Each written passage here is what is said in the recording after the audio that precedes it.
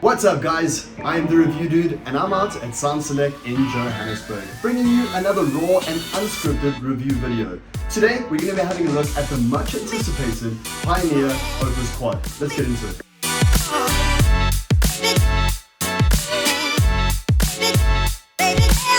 So guys, this is the Pioneer Opus Quad and I got to spend some time on it, exploring all the new features and of course the new design. And I'm going to start off by talking about the new design. Pioneer have built something that has never been seen before by Pioneer, a matte black 4-deck standalone controller with curved edges. It's a design, like I said, that we've never seen before come out of Pioneer.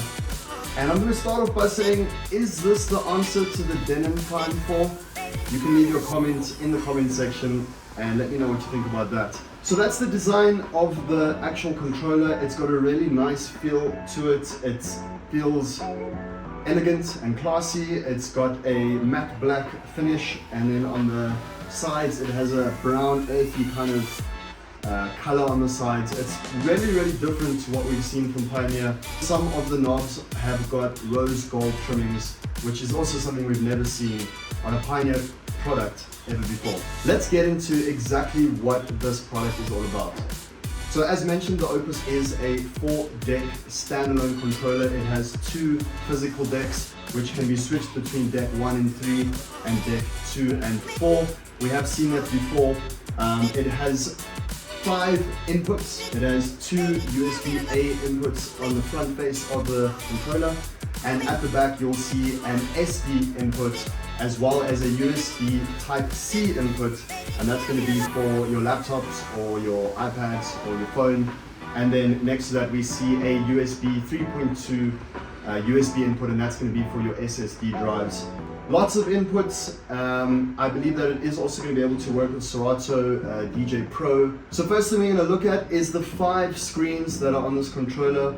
The reason why they have all of these screens is because a lot of the knobs, the buttons, have all been moved onto the actual menu of the screen. Now, is it a plus, is it a minus? That'll leave up to you. For me personally, I like this because it leaves a lot of space for DJs to rest their hands. It also looks aesthetically pleasing with not so many buttons. It's a much more simpler approach to a DJ controller. But now the problem comes in that all of the features that we normally saw at the bottom of a Pioneer unit is now inside of the screen. The screen right above each deck is more than enough for me to give all the information about the song that you're playing. Right next to the screens you see a button that can change the deck from 2 to 4 and from 1 to 3. These decks are color changeable, so you can customize it to whatever color you want. And I think that's cool, not only because you can make it the color you want, but also that you can make yourself aware as to which deck is playing, because playing 4 different channels with 2 decks can get confusing. So if you were to set up your deck 2 in blue and your deck 1 in blue and then your deck 4 in red and your deck 3 in red, then you would know if you're on your first layer of decks or your second layer of decks. Now, for the first time ever, the scroll knob is now in a joystick fashion, and I thought that it would have a lot more uses, but it seems that the main use is pretty much when you are in your playlist.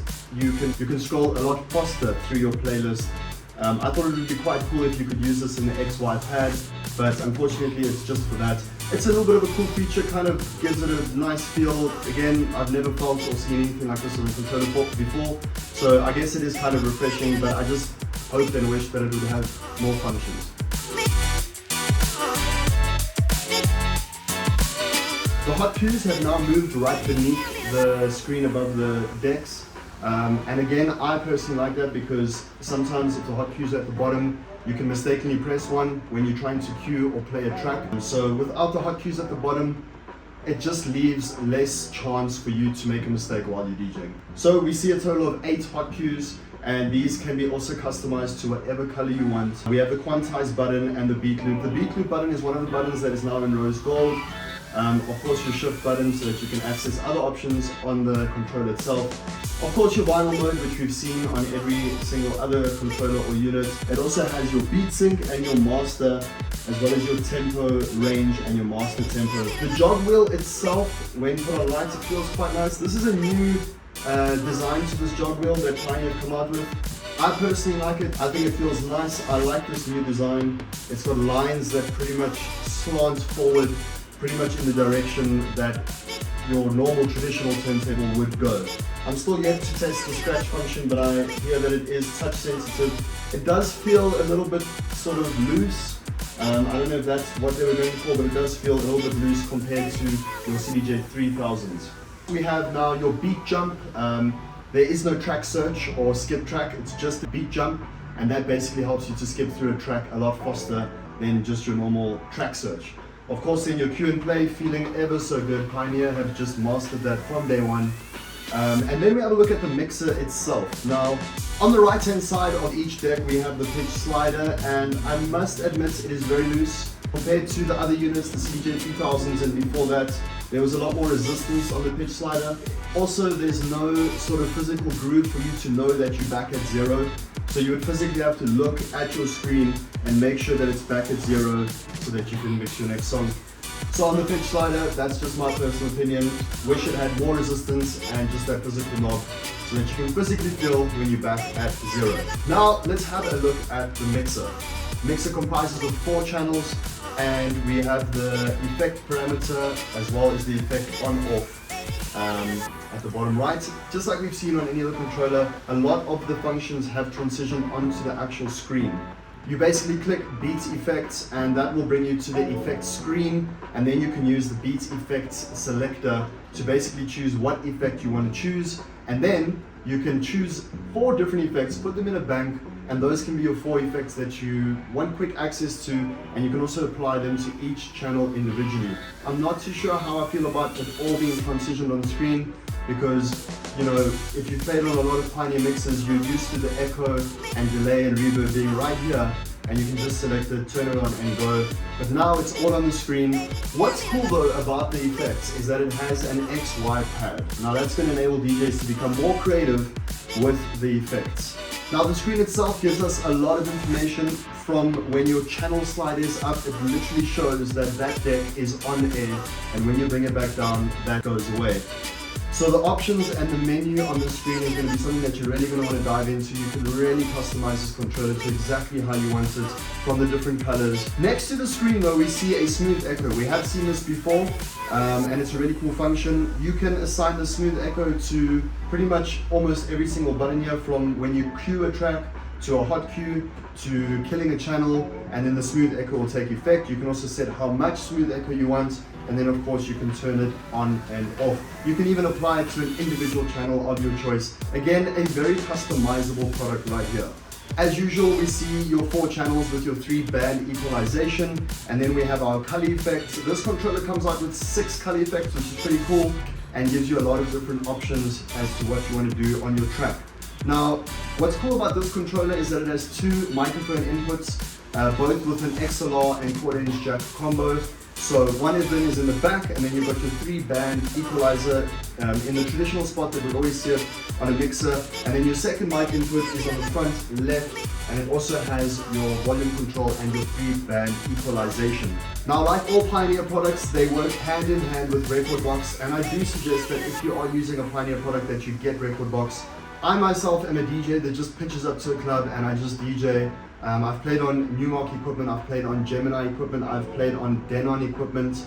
So for me, I don't use Rekordbox. I just load my music onto a USB, rock up to the gig, put it in and play my music. I don't need the track analyzation, I don't need all the information that Rekordbox gives you. So for me personally, my opinion, when I plug my USB in, and this is a 32 gig Pioneer USB, I load my track, and the tracks do take quite long to load. It takes long to load the waveform. The track itself loads instantly, and I do have the BPM, so I can effectively mix, but it does take long to load the waveform, and I just thought that that was worth mentioning.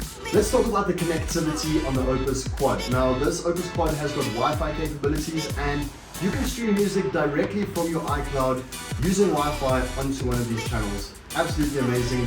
You could connect this controller to your Mac via Wi-Fi, and you can literally play music from your Mac's playlist onto this Opus Quad. I'm quite interested to see if they do integrate platforms like SoundCloud or YouTube or other music platforms to enable you to stream right through this controller. instantly using Wi-Fi. The controller also has Bluetooth capabilities, so you can connect your phone via Bluetooth to this controller and instantly play a track through one of the volumes. You'll notice that on the screen on each deck, you have the option to choose either the deck 3, which will obviously play from the USB, or the line, or the phono, or the Bluetooth input, and you'll find those line and phono inputs right at the back. Now, a first in the DJ controller industry is the zone output, which is a completely separate output from the master output. And what you can do is you can either play from a Bluetooth straight to the zone out, or from channel 3 or channel 4 out the controller to a separate part of the venue, whether it's a bathroom, smoker's lounge, cigar lounge, whatever the case may be. You can have a completely separate output going to that side of the venue, playing a premix or just a playlist that you put together. I think that's really, really useful, especially for mobile DJs. Now that I've mentioned mobile DJs, will this product be a product that we will see in clubs? Is it a product that we'll see in festivals? My opinion, no. This is made for the mobile DJ. Just the fact that you have the zone output, the fact that you have 2 USB inputs and 1 USB can play 4 tracks at once, the fact that you have 2 microphone inputs, the fact that you have a very customizable options menu where you can change the colors. For me, this is directed straight at the mobile DJ. I don't think that this is going to replace the CDJ 3000s or the A9 that we're seeing now at the clubs and the festivals. And that, ladies and gentlemen, is the Pioneer Opus Quad. Again, I asked the question, is it the answer to the Denon Prime 4? And if it is, I think it's won that fight. Is this going to be seen in clubs and festivals, or is it more for the mobile DJ? It comes in at a pretty hefty price tag, so will it be worth it? I think it's venue specific. I think if you have a venue that's black and gold, this is going to work perfectly. Or if you just want to look good as a mobile DJ, this is going to work perfectly. I personally give this controller a thumbs up. I personally think it's the best controller that Pioneer has made up to date for me personally. I'm the review dude, and I'm out at Sound Select Johannesburg, and we've just seen another raw and unscripted review video on the Pioneer Opus Quad. Thank you for watching, and I'll see you next time.